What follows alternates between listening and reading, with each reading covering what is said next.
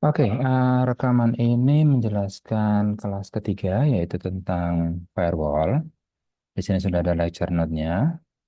Cuma yang saya jelaskan di sini kita sederhanakan saja. Jadi pertama kita harus set up networknya dulu. Ada klien, router, dan server. Dan di sini saya sudah mengaktifkan ketiga VM kita.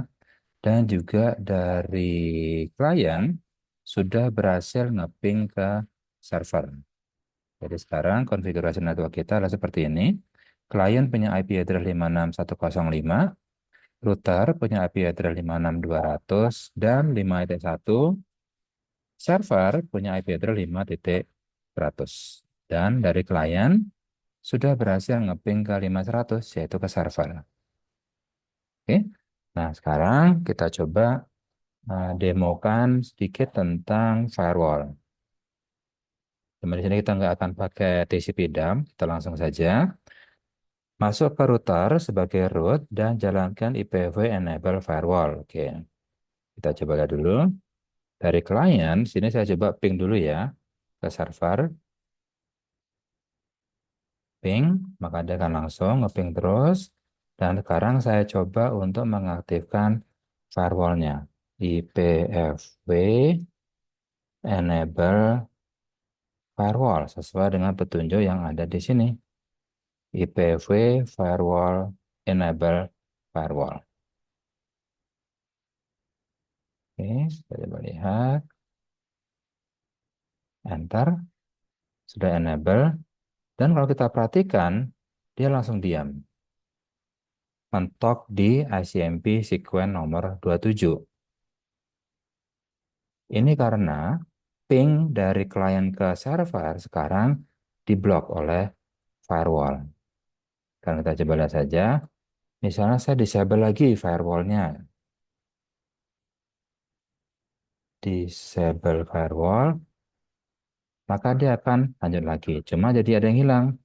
Dari 27 langsung lompat ke 57. Berarti sekuen nomor 28 sampai 56 dia hilang. Diblok oleh firewallnya. Oke. Nah, sekarang kita coba explore tentang firewallnya. Kita enable lagi firewall. Tentunya dengan enable firewall, maka ping dari klien ke server akan diblok. Nah, sekarang kita lihat bagaimana sebenarnya cara kerja firewall ngeblok paket. Nah, di sini firewall bekerja berdasarkan rule. Rule bisa kita lihat dari IPv show. Nah, di sini cuma ada satu rule, yaitu rule nomor 65535. Ini adalah rule nomor terakhir. Dan rule-nya adalah deny, berarti ngeblok semua paket IP dari manapun mau kemanapun. Makanya ping, dia langsung diblok. Karena dia dari manapun mau kemanapun, langsung di-deny, ditolak. Oke. Nah, sekarang kita coba menambahkan rule baru sesuai dengan petunjuk di lecture note. Ini. Suruh tambahkan IPv at 100 allow IP from client ke server. Oke, kita coba ya. Nih, IPv at 100 maksudnya adalah nomor rule-nya.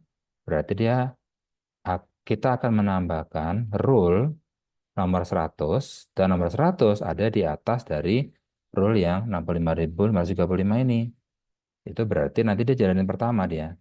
Oke, IPv at 100 tolong di allow IP dari 192.168.56.105 yaitu IP klien to IP server 192.168.5.100 seperti ini. Oke, kita enter.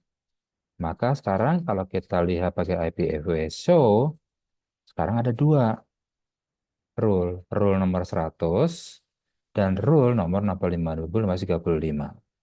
rule nomor 100 akan memperbolehkan sebuah paket IP dari klien ke server. Oke, kita sekarang coba. Terus kalau kita ping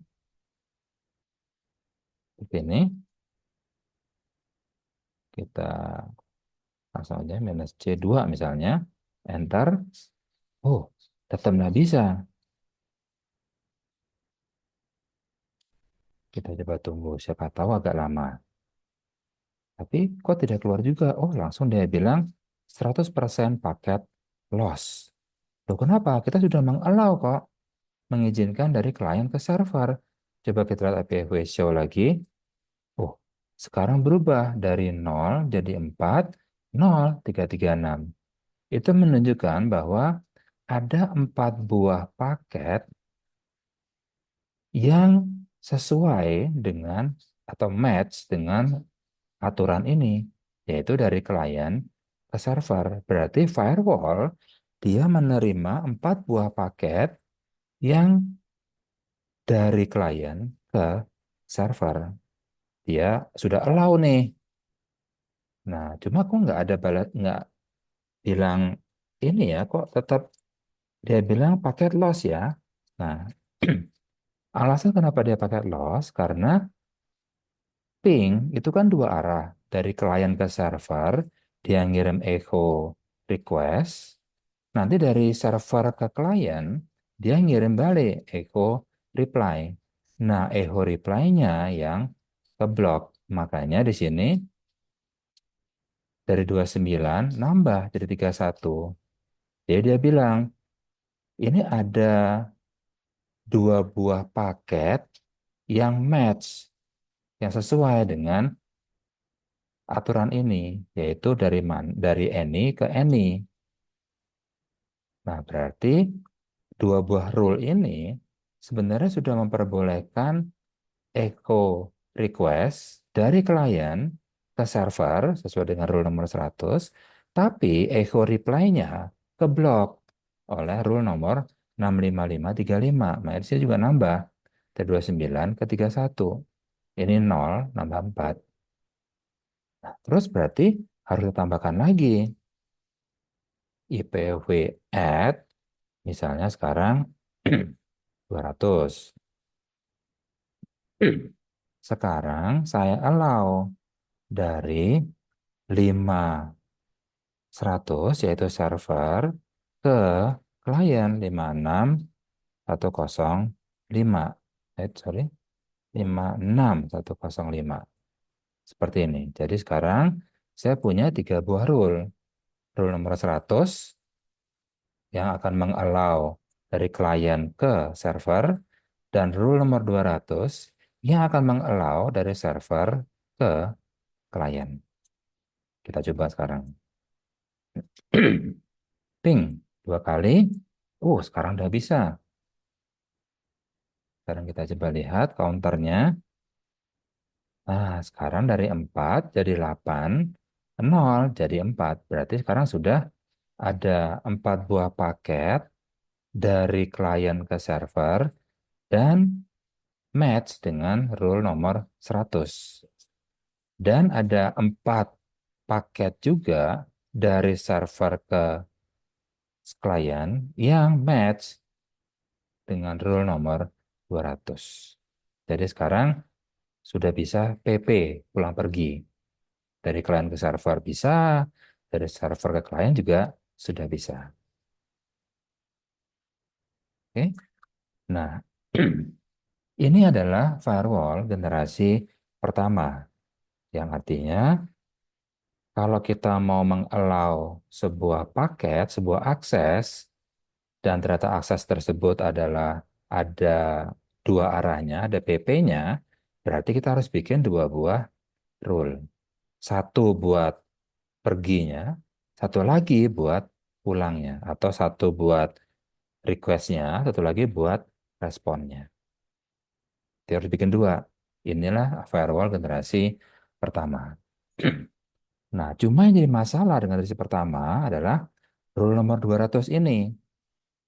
Di rule nomor 200 berarti saya akan mengizinkan server mengakses klien kapanpun tanpa peduli kliennya itu ngirim request atau apapun ke server terlebih dahulu. Jadi mau servernya apa, mau kliennya nggak ngapa-ngapain, servernya sekarang bisa ngirim apapun dan kapanpun ke klien. Nah ini jadi berbahaya. Iya kalau kita percaya 5100 ini. Tapi kalau 5100 ini ternyata diganti oleh hacker, ya berarti hacker ini bisa mengakses klien kapanpun. Oke, nah makanya sekarang kita belajar tentang firewall generasi kedua. Nah, di generasi kedua, kita hanya perlu mengatur satu saja rule. Oke, kita coba ya. IPFW delete 100, saya hapus dulu. Delete 200. Berarti sekarang IPFW show-nya cuma ada satu, deny. Nah, sekarang saya tidak menggunakan ping lagi, tapi saya pakai web browsing. Oke, 192 168 1 sorry kebiasaan 5.100. Oke, enter. Nah ini harusnya diblok karena kita belum menambahkan rule di firewall untuk mengallow HTTP request dari klien ke server. Nah makanya di sini harus kita tambahkan IPv8 100 yang akan mengallow dari klien ke server seperti ini. Tapi kalau ini saja, berarti HTTP request-nya bisa lewat pakai rule nomor 100. Tapi HTTP responnya tidak bisa lewat karena langsung diblok oleh rule nomor 65535. Berarti kalau pakai firewall generasi pertama, kita harus bikin dua buah rule kan.